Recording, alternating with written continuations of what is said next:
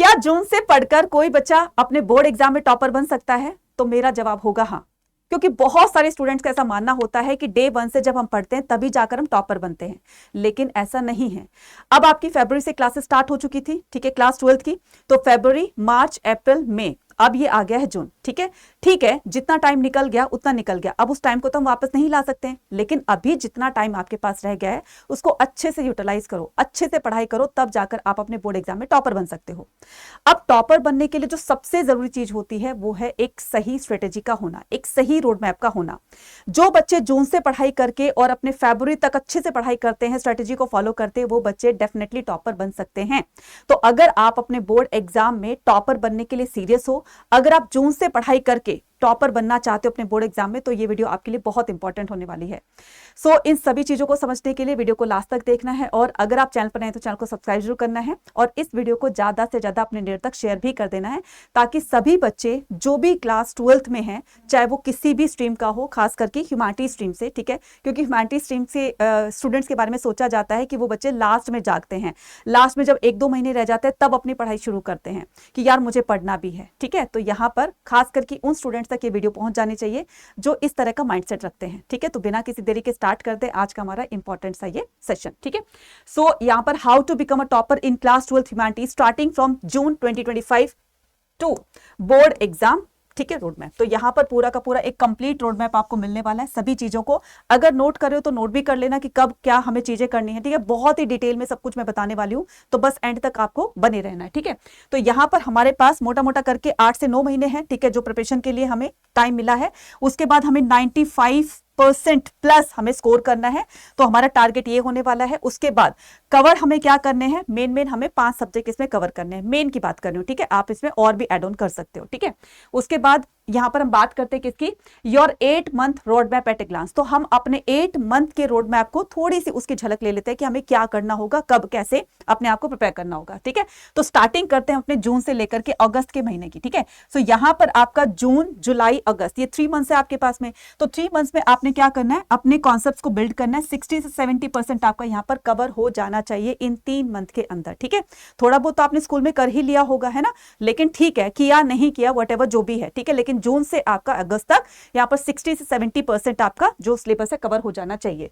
उसके बाद में हमारी बारी आती है सितंबर से अक्टूबर की। यहां पर हम अपना कंप्लीट सिलेबस कर लेंगे, जो भी हमारा यहां पर 40 या फिर अपना 30% जो सिलेबस रह गया हमें उसको कंप्लीट करके और उसको 100% तक लेकर जाना है। उसके बाद नवंबर दिसंबर में हमें आंसर राइटिंग पर ज्यादा फोकस करनी है, क्योंकि कहीं ना कहीं आंसर राइटिंग को आप नहीं करोगे तो आप पीछे रह जाओगे। आंसर्स लिखोगे, कहीं आपकी राइटिंग स्लो हुई तो फिर वो क्वेश्चन रह जाएगा और फिर उससे मार्क्स आपके कम आएंगे, ठीक है। तो हमें इस मंथ में क्या करना है, अपनी आंसर राइटिंग की प्रैक्टिस करनी है और मास्टर मार्क्स पे ध्यान देना है। जनवरी के अंदर हमें क्या करना है, ये हमारा रिवीजन मंथ होगा और यहां पर हम सेकंड और थर्ड रिवीजन करने वाले हैं, ठीक है। सेकंड और थर्ड में इसलिए कह रही हूं क्योंकि कहीं ना कहीं हमने नवंबर दिसंबर तक आते आते, दिसंबर के लास्ट तक आते आते अपने अपने रिवीजन स्टार्ट कर दी थी, ठीक है। उसके बाद में यहां पर फरवरी की बात करती हूँ, तो यहां पर हमारे आती है फाइनल प्रिपरेशन की बारी। तो यहां पर हम फाइनल टच देने के लिए जितना भी हमने जून से लेकर के अब तक पढ़ा उसको हम एक फाइनल टच देंगे, ठीक है। उसके बाद यहां पर एग्जाम रेडी, तो आप अपने एग्जाम के लिए बिल्कुल पूरी तरीके से तैयार हैं, ठीक है। तो ये एक ओवरव्यू था, ठीक है। अब यहां पर इन डिटेल जानते हैं, तो जून से अगस्त में हमें क्या क्या चीजें पढ़नी है, कैसे पढ़नी है। बिल्ड द स्ट्रॉन्ग कॉन्सेप्ट, अपने जितने अच्छे कॉन्सेप्ट्स को आप समझ करके उस पर एक अपनी पकड़ बनाओगे, उतने ही अच्छे से आप अपने क्वेश्चन के आंसर दे पाओगे। तो हर एक कॉन्सेप्ट्स को समझने के लिए आपको सबसे पहले और सबसे जरूरी जो काम करना है वो है एनसीईआरटी की लाइन बाय लाइन पढ़ना, ठीक है। और वो आपको मैं पढ़ाती हूँ अपने जो हमारे पेड बैचेस हैं उनमें एनसीईआरटी की लाइन बाय लाइन पढ़ते हैं, ठीक है। प्लान बी भी बताऊंगी, वो भी है आपके पास में, अगर आपके पास टाइम है तो आप खुद भी वो जो है सारी चीजें लाइन बाय लाइन पढ़ सकते हो। तो सबसे पहले हम यहाँ पर हिस्ट्री की बात करते हैं, तो यहाँ पर हिस्ट्री में, ठीक है, आपको 1 आवर देना है, तो यहाँ पर 4 से 5 घंटे आपने पढ़ना है दिन में, ठीक है। तो यहाँ पर डेली स्टडी प्लान आपका होना चाहिए, 1 घंटा हिस्ट्री, 1 घंटा आपको पॉलिटिकल साइंस, 1 घंटा आपका ज्योग्राफी और 45 मिनट जो है वो इकोनॉमिक्स, या आप उसको भी 1 घंटा कर सकते हो, ठीक है। 30 मिनट इंग्लिश या हिंदी जो भी आपके पास है, और फिर उसके बाद में 30 मिनट की रिवीजन। तो कहने का मतलब 4 से 5, या हो सकता है कि आप उसको थोड़ा सा और एक्सटेंड कर सकते हैं, 6 घंटे भी कर सकते हैं, तो आपको अपने हिसाब से इसको डिवाइड कर लेना है, ठीक है। हमारे पास फोकस क्या होना चाहिए, फोकस किन किन हमें चीजों पर हमारा फोकस होना चाहिए। तो यहाँ पर हिस्ट्री हो या कोई भी सब्जेक्ट हो, तो सबसे पहले हमें क्या करना है, मैंने अभी बताया था एनसीईआरटी की लाइन बाय लाइन पढ़नी है। चाहे कोई भी सब्जेक्ट हो आपका, उस सब्जेक्ट का कोई भी चैप्टर हो, उस चैप्टर का कोई भी टॉपिक हो, तो उसको आपको लाइन से लाइन पढ़ना है, ठीक है। उसके बाद यहाँ पर मेक शॉर्ट नोट, साथ साथ में क्या बनाएंगे, जैसे आप कोई टॉपिक पढ़ते हो तो साथ साथ में नोट्स बनाते जाएंगे। ऐसी गलती मत करना कि चैप्टर खत्म होने के बाद आप नोट्स बनाओ, साथ साथ में टॉपिक्स के साथ साथ में आप नोट्स बनाते रहिए। Highlight the important dates and definitions, और जो भी आपको लगता है कि ये चीजें इंपॉर्टेंट है, उनको आप क्या कर लो, हाईलाइट कर लो, ठीक है। और साथ में अपनी एक नोटबुक रखो जिसमें आप खास करके हिस्ट्री और पॉलिटिकल साइंस के अंदर टाइमलाइन काफी आती है, तो उन टाइमलाइंस को भी, टाइम को भी, यानी कि ईयर भी अपने साथ साथ में लिखते रहो, ठीक है। उसके बाद में कंप्लीट 1 चैप्टर पर सब्जेक्ट वीकली, तो आपको बस ये टारगेट रखना है कि मुझे हर हाल में एक हफ्ते में एक चैप्टर तो करना ही करना है, ठीक है। सो यहाँ पर हर एक सब्जेक्ट की बात कर रही हूँ, तो हर एक सब्जेक्ट के एक टॉपिक मतलब एक चैप्टर को आपने वीकली तक, ठीक है, मतलब पूरा का वीक खत्म हो जाता है तो तब तक आपने कंप्लीट कर लेना है, ठीक है। उसके बाद आते हैं हम यहाँ पर सितंबर से अक्टूबर तक, तो ये जो हमारा फेस होने वाला है, ठीक है, कंप्लीट एंटायर सिलेबस, इसके अंदर हम क्या करेंगे, हम पूरा का पूरा अपना कंप्लीट सिलेबस कर लेंगे, ठीक है। तो जो यहां पर हमने क्या किया था, यहां पर हमने 60 से 70% जो सिलेबस कंप्लीट किया था, है ना। अब जो थोड़ी बहुत जो कमी रह गई है, ठीक है, परसेंटेज में 100% तो नहीं हुआ, वो कमी हम यहां पर पूरी करेंगे। तो यहां पर हमें 100% अपना सिलेबस कंप्लीट कर लेना है। तो इसमें क्या करना है, आपने वीकली टारगेट आपने क्या रखना है कि मुझे वीक के एंड तक आते आते मुझे हिस्ट्री के 2 चैप्टर्स कंप्लीट करने हैं पर वीक, ठीक है, पॉलिटिकल साइंस के 2 चैप्टर पर वीक, ज्योग्राफी के 2 चैप्टर्स पर वीक, ठीक है, इकोनॉमिक्स के 2 चैप्टर पर वीक, और इंग्लिश की भी राइटिंग प्रैक्टिस करनी है, ठीक है। तो ये आपका क्या होना चाहिए, ये आपका वीकली टारगेट होना चाहिए, ठीक है। उसके बाद में की फोकस एरिया, किन किन चीजों पर आपका फोकस होना चाहिए, ठीक है। यहां पर ऊपर क्या लिखा, 100% सिलेबस डन, ठीक है। तो ये डन कब होगा, जब आप इस तरह की स्ट्रेटेजी को फॉलो करते अपने आप को आगे बढ़ाएंगे, ठीक है। तो यहां पर रिवाइज कंप्लीट चैप्टर, पूरे चैप्टर को आपने रिवाइज करना है। यहां पर आपने पढ़ लिए, यहां पर आपने रिवीजन करनी है, तो रिवीजन पर फोकस करना है, ठीक है। उसके बाद में start previous year question paper, बच्चे ये बहुत जरूरी होते हैं, क्योंकि इनसे हमें न सिर्फ ये पता चलता है कि किस चैप्टर से, किस टॉपिक से बार बार क्वेश्चन पूछे जाते हैं, बल्कि जब हम इसके जो क्वेश्चंस की प्रैक्टिस करते हैं, आंसर्स लिखने की प्रैक्टिस करते हैं, तो उससे भी हमें काफी सारे बेनिफिट्स मिलते हैं, ठीक है। तो इससे ये पता चल जाएगा। और कभी कभी ऐसा होता है कि एज इट इज जो पीवाईक्यूज में क्वेश्चन आ चुके होते हैं, कॉपी पेस्ट हो सकता है इस बार में भी वही सेम आ जाए, ठीक है। उसके बाद यहाँ पर मैप की प्रैक्टिस करेंगे, हिस्ट्री हो, पॉलिटिकल साइंस हो, ज्योग्राफी हो, आपको पता है कि तीनों के अंदर मैप आता है, ठीक है। तो मैप की प्रैक्टिस भी करेंगे। 5 नंबर कम नहीं होते, एक एक नंबर जो है बहुत मायने रखता है, ठीक है। उसके बाद हम यहाँ पर बीइंग आंसर राइटिंग प्रैक्टिस की बात करेंगे, ठीक है। तो आंसर राइटिंग की प्रैक्टिस भी आपने साथ साथ में करती रहनी है, लिख लिख कर देखना है। आप यकीन मानो, एक तो आपकी हैंडराइटिंग जो है अच्छी हो जाएगी, अगर थोड़ी सी, ठीक है, थोड़ी सी गंदी है या बहुत अच्छी है ऑलरेडी पहले से ही, वो और अच्छी हो जाएगी, ठीक है। स्पेलिंग मिस्टेक के चांसेस जो है वो बहुत ही ज्यादा कम हो जाएंगे या ना के बराबर हो जाएंगे, राइटिंग स्पीड हो जाएगी, ठीक है। और साथ में जो आप चीजें याद करके जो लिखते हो ना, वो लॉन्ग टर्म तक रिटेन रहती है, इसलिए राइटिंग के भी अपने ही फायदे हैं, ठीक है। अब यहाँ पर नवंबर से दिसंबर की बात करते हैं, तो यहाँ पर हमारा 5 से 6 घंटे पर घंटे हमें पढ़ना है, ठीक है, फोकस करना है इन पर। अब 5 से 6 घंटे में मैडम पढ़ना क्या है हमें, तो यहां पर आंसर राइटिंग मास्टरी होनी चाहिए। मतलब नवंबर से दिसंबर में, इस बीच आपके जो नवंबर में आपके फेस्टिवल्स होते हैं, ठीक है, और दिसंबर में आकर के आपके प्री बोर्ड स्टार्ट हो जाते हैं, प्रैक्टिकल स्टार्ट हो जाते हैं, राइट, कई कई स्कूलों में हो जाते हैं, दिसंबर में स्टार्ट हो जाते हैं, ठीक है, प्रैक्टिकल भी और साथ में प्री बोर्ड भी स्टार्ट हो जाता है। तो इन 2 मंथ्स के अंदर आपने क्या करना है, ज्यादा से ज्यादा क्वेश्चन को लिख कर उसकी प्रैक्टिस करनी है, ठीक है। तो सब्जेक्ट स्टडी, ठीक है, 3 आवर्स की सब्जेक्ट स्टडी करनी है, आंसर राइटिंग आपको 1 घंटा करनी है, सैंपल पेपर्स आपने 1 घंटा करना है, ठीक है, और उसके बाद में आपने रिवीजन करनी है अपने 1 आवर की। तो इसको बस इस तरीके से डिस्ट्रीब्यूट करना है। तो सब्जेक्ट स्टडी आपने 3 आवर्स में जो भी आपने सब्जेक्ट उठाया, मैं ये नहीं कह रही हूं कि हिस्ट्री उठाओ, मैं ये नहीं कह रही हूं कि पॉलिटिकल साइंस ही उठाओ, ठीक है, जो भी आपको सब्जेक्ट अच्छा लगता है, ठीक है, या फिर मैं कहती हूँ कि उन सब्जेक्ट से जो है वो अपनी एक रिवीजन स्टार्ट कर सकते हैं जहां से आपको थोड़ी बहुत अभी प्रॉब्लम आ रही है, ठीक है। तो यहां पर हम क्या करते हैं, इन सब्जेक्ट स्टडी को जो हमने 3 आवर्स में मतलब बैठ करके उस पर स्टडी करनी है, फोकस होकर के पढ़ना है, तो 3 आवर आपने वो सब्जेक्ट उठाना है जो आपको डिफिकल्ट लगता है और वहां से आपने रिवीजन को अपने स्टार्ट करना है, ठीक है, क्योंकि वो पढ़ तो पहले चुके हो। अब क्या होता है, रिवीजन के दौरान हमें पूरी चीजें नहीं पढ़नी होती है, जो इंपॉर्टेंट चीजें होती हैं वही पढ़नी होती है, ठीक है। और ये रिवीजन जो है इंपॉर्टेंट चीजें मैं क्यों बता रही हूँ, क्योंकि जब हमने इसको पढ़ा था तो हमने साइड बाय साइड अपने नोट्स बनाए थे, तो उन्हीं नोट्स को आपने रिवाइज करना है, क्योंकि वो चैप्टर पूरा पढ़ने का भी हमारे पास टाइम नहीं होता है। उस चैप्टर में जो भी इंपॉर्टेंट चीजें थी ऑलरेडी हमने लिख ली है, वही चीजें आपको रिवाइज करनी है। जहां पर सबसे ज्यादा आपको प्रॉब्लम आ रही थी, ठीक है, दोबारा उसको कर लीजिए, ठीक है। उसके बाद में आपको आंसर राइटिंग करनी है। फॉर एग्जांपल भक्ति सूफी ट्रेडिशन से, या फिर आपके पॉलिटिकल साइंस का कोई चैप्टर है, या फिर आपका ज्योग्राफी का कोई चैप्टर है। अब किसी टॉपिक में आपको बहुत ज्यादा डिफिकल्टी फेस करनी पड़ रही है, ठीक है। अब उसकी डिफिकल्टी को कैसे दूर करोगे, उससे रिलेटेड आंसर्स को आप लिख करके देखो, अपने दिमाग में उसको फ्रेम करो। भाई गलत वलत जैसे भी लिख रहे हो, कुछ भी याद आ रहा है उस टॉपिक से रिलेटेड, उसको लिख कर देखो, ठीक है।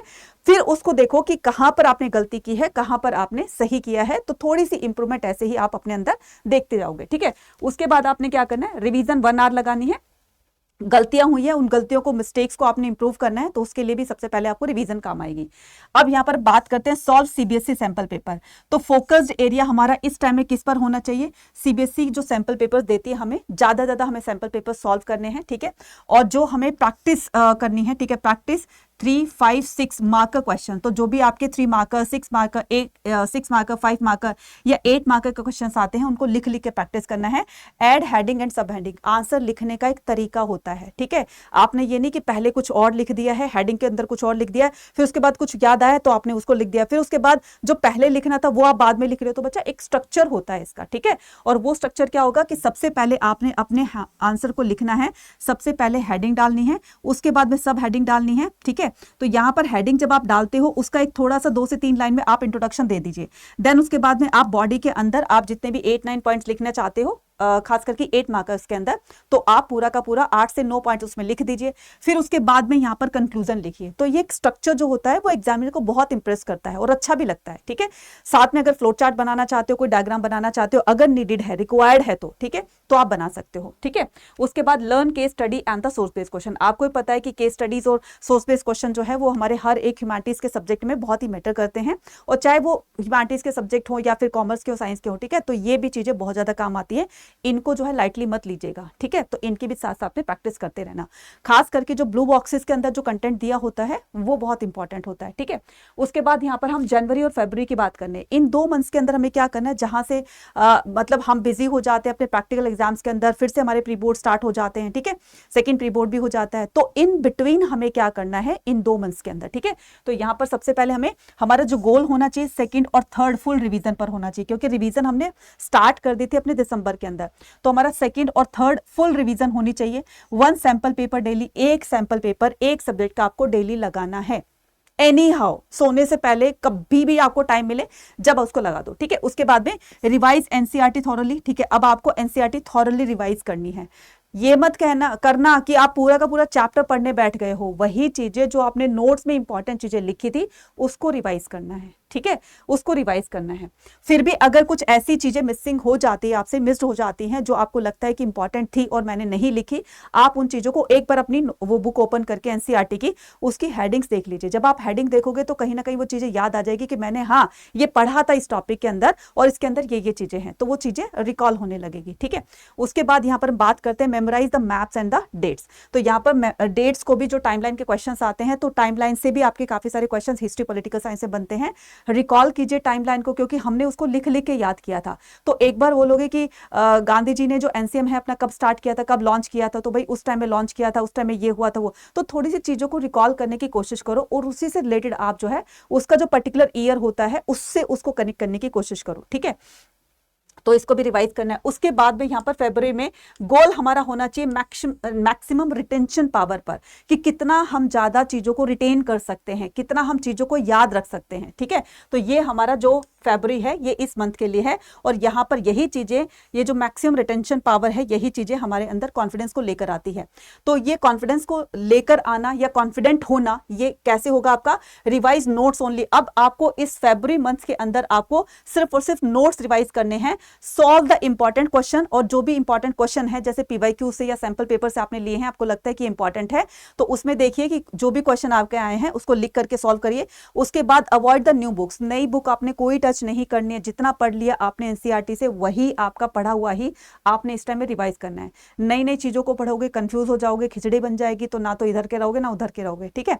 अब उसके बाद में यहाँ पर sleep well and stay consistent, ठीक है। तो यहाँ पर अच्छी सी नींद भी लेनी है, ऐसा नहीं कि आप रात भर पढ़ते रहे हो, है ना, पूरा दिन पढ़ते रहे हो, ठीक है, ना खाना पीना खाया आपने ना ठीक से सोए, तो बच्चा इससे हेल्थ इश्यूज हो सकते हैं। इसलिए हेल्दी डाइट भी लेनी है और साथ में अच्छे से नींद भी लेनी है, ठीक है। और इसके अलावा हम यहाँ पर सब्जेक्ट वाइज टॉपर स्ट्रेटेजी की बात करूं कि टॉपर्स के पास ऐसा कौन सा मैजिक होता है, ऐसा कौन सा जादू होता है जिससे कि वो अपने हर एक एग्जाम के अंदर, चाहे वो क्लास टेस्ट हो, यूनिट टेस्ट हो या फिर सेमेस्टर एग्जाम हो, प्री बोर्ड हो, हर एक अपने एग्जाम के अंदर वो टॉपर बन जाता है, अच्छे मार्क्स ले लेता है। तो ये टॉपर्स की स्ट्रेटेजी है, चाहो तो आप इसको भी थोड़ा सा समझ सकते हो, ठीक है। तो यहाँ पर हिस्ट्री में रीड चैप्टर 3-4 टाइम्स, तो ये अपने हर एक चैप्टर को खास करके हिस्ट्री में 3 से 4 बार पढ़ते हैं। Make timeline for each chapter, हर एक चैप्टर की टाइमलाइन थोड़ा नोट डाउन करते हैं, उसको थोड़ा सा रिकॉल करके उसको लिख करके उसको याद करते हैं। प्रैक्टिस सोर्स बेस्ड क्वेश्चन, साथ साथ में ये सोर्स बेस्ड क्वेश्चन की भी प्रैक्टिस करते हैं। लर्न मैप केयरफुली, कौन सी जगह कहाँ पर है, किस साइट को हमें कहाँ पर लोकेट करना है, ये सारी चीजें वो पढ़ते टाइम में नोट करते रहते हैं, है ना, और वही चीजें उनको याद रहती है। ये काम आप भी कर सकते हो, ठीक है। उसके बाद में हम पॉलिटिकल साइंस की बात करते हैं। Learn keywords and important terms, political science के अंदर जो टाइमलाइन आती है वो भी इंपॉर्टेंट होती है, साथ में कुछ की टर्म्स आती हैं, ठीक है, तो वो भी बहुत इंपॉर्टेंट होती है क्योंकि यहाँ से आपके एमसीक्यूज के फॉर्म में क्वेश्चन पूछ लिए जाते हैं। और साथ में कई बार जो ऐसा होता है कि अगर जब आप क्वेश्चन लिखते हो, अगर इन की टर्म्स को वहां पर यूज करते हो तो एग्जामिनर और ज्यादा इंप्रेस हो जाता है, इसलिए कीवर्ड्स को आपने बहुत अच्छे से क्लियर करना है। उसके बाद में यहाँ पर connect the concept with the current example. बच्चा एक बात हमेशा याद रखना, पॉलिटिकल साइंस में एक अच्छे से आंसर्स लिखने का तरीका जो होता है वो ये होता है कि हम उसको रियल लाइफ से, हमारा जो आजकल में चल रहा है उसको कनेक्टेड करके अपने आंसर्स को जब हम लिखते हैं तो इससे और ज्यादा वो आंसर हमारा इंप्रेसिव लगता है, ठीक है। तो उसको रियल एग्जाम्पल यानी कि करंट एग्जाम्पल के साथ जोड़ करके आप उसको लिखें। Write in points with the heading और use the real word examples. उसके बाद में यहाँ पर ज्योग्राफी की बात करते हैं। डेली मैप की प्रैक्टिस करनी है, learn diagram and case studies, और उसके बाद में प्रैक्टिस डाटा बेस्ड क्वेश्चन, ठीक है, जैसे कई बार डीआई के क्वेश्चंस भी आ जाते हैं, ठीक है, तो यहाँ पर 1-2 क्वेश्चन आते हैं, ठीक है, वो भी आपने प्रैक्टिस करने हैं। इकोनॉमिक्स की बात करती हूँ तो focus on the concept and the numericals, इसके अंदर आपके जो भी थ्योरी में जो भी कॉन्सेप्ट्स आए हैं तो उनको क्लियर करना है, ठीक है, फोकस उस पर करना है, और साथ में न्यूमेरिकल्स की भी प्रैक्टिस करनी है। Make formula and definitions note, बहुत सारे ऐसे क्वेश्चंस आते हैं जिसमें डेफिनेशंस पूछी जाती हैं, तो डेफिनेशंस को एक तो वैसे ही 1 मार्कर में पूछ ली जाती है, और साथ में जब आप अपने आंसर में लिखोगे तो डेफिनेशंस लिखोगे तो उससे और ज्यादा इंप्रेसिव लगेगा आंसर। प्रैक्टिस ग्राफ रेगुलरली, तो ये आपके इकोनॉमिक्स में जो ग्राफ आता है ना, इसकी भी प्रैक्टिस करनी है क्योंकि ग्राफ से रिलेटेड भी क्वेश्चंस आते हैं। उसके बाद में यहाँ पर इंग्लिश की अगर मैं बात करूं तो read the chapters deeply, practice writing sections weekly, और उसके बाद में सॉल्व कॉम्प्रिहेंशन पैसेजेस, ठीक है। नाउ अब क्या करते हैं, टॉपर्स का गोल्डन फॉर्मूला क्या होता है, पहले क्या उन्होंने किया, NCERT first, master NCERT before jumping to other books, it's your Bible. तो इसको बाइबल क्यों कहा है, क्योंकि ये एक ऐसी कह सकते हो कुंजी है, सफलता की कुंजी है जो आपको सफल बना सकती है, जो आपको एक बोर्ड एग्जाम में टॉपर बना सकती है। तो सिर्फ और सिर्फ सीबीएसई की बोर्ड की बात कर रही हूँ, सीबीएसई बोर्ड के अंदर आपकी एनसीईआरटी ही फॉलो होती है और उसी को ही आपने पढ़ना है और उसी में ही आपको टॉपर बनना है, ठीक है। उसके बाद यहाँ पर 3 रिवीजन की बात करते हैं, तो फर्स्ट रिवीजन आपकी होगी, ठीक है, with in 24 hours, second revision होगी आपकी 7 डेज के बाद, और थर्ड रिवीजन होगी आपकी 30 डेज के बाद। तो बस इन डेज को नोट कर लेना, एक तो सेम डे, एक 7 डे के बाद, उसके बाद में यहाँ पर 30th डे को, ठीक है। तो इनके बाद आपने एक चैप्टर को 3 बार रिवाइज करना है, 3 से 4 बार भी हो जाए तो सही नहीं हो, मतलब सही होगा ये, ठीक है। तो आपने क्या करना है, एक चैप्टर को 3 से 4 बार रिवाइज कब कब करना है, एक तो सेम डे करना है, 24 घंटे के अंदर अंदर कर लिए, जो भी आपने स्कूल में पढ़ा, ऑनलाइन में पढ़ा, जो भी पढ़ा 24 घंटे के अंदर उसको रिवाइज कर लिए। फिर जब 7 डेज बीत जाते हैं, देन उसके बाद में 7th डे को करो, यार मैडम ने ये पढ़ाया था, कहीं मैं भूलता हूँ, भाई ये भूलने की बीमारी तभी होती है जब बच्चा उसको रिवाइज नहीं करता है, उसको बिल्कुल साइड में छोड़ देता है कि भाई एक बार पढ़ तो लिया, चलो ठीक है, फिर जब उससे पूछा गया मैं तो भूल गया। तो बच्चा ये एक साइंटिफिक रीजन भी माना जाता है। तो इन 3 डेज को अपने कहीं पर जो स्टडी टेबल है उस पर पेस्ट कर लेना कि मुझे ये 3 डेज में अपने एक चैप्टर को रिवाइज करना है, ठीक है। उसके बाद में यहाँ पर राइटिंग आंसर्स की बात करते हैं, तो reading gives knowledge but writing gives the marks. अब यहाँ पर रीडिंग जो है वो आपको नॉलेज देती है, पढ़ाई आपको नॉलेज देती है, ठीक है, लेकिन यहाँ पर राइटिंग जो है वो आपको मार्क्स दिलाती है, इसलिए रीडिंग के साथ साथ में आपने राइटिंग भी करनी है। सॉल्व द पीवाईक्यूज, लास्ट 5 साल के आप पीवाईक्यूज सॉल्व करिए। कंसिस्टेंसी और लॉन्ग आवर्स, ठीक है, 5 फोकस आवर्स डेली। बच्चा घंटों, यहाँ पर अगर मैं 10-12 घंटे पढ़ने की बात करूं, उससे बेटर है कि आप 4 से 5 घंटे फोकस्ड होकर पढ़ लें, ये सबसे अच्छा है। इससे टाइम भी सेव हो गया और चीजें जो है वो फोकस्ड होकर जो आपने पढ़ी वो रिटेन भी रहेगी, ठीक है। उसके बाद में अगर मैं बात करती हूँ यहाँ पर टॉपर्स का वीकली रूटीन क्या होता है।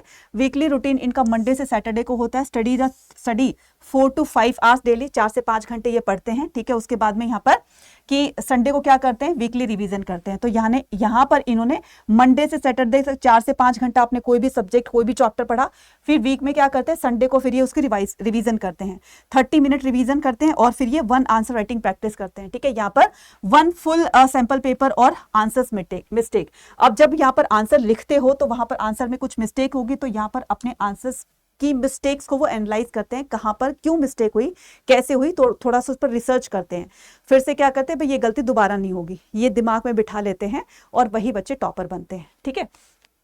उसके बाद में यहाँ पर योर टारगेट माइलस्टोन।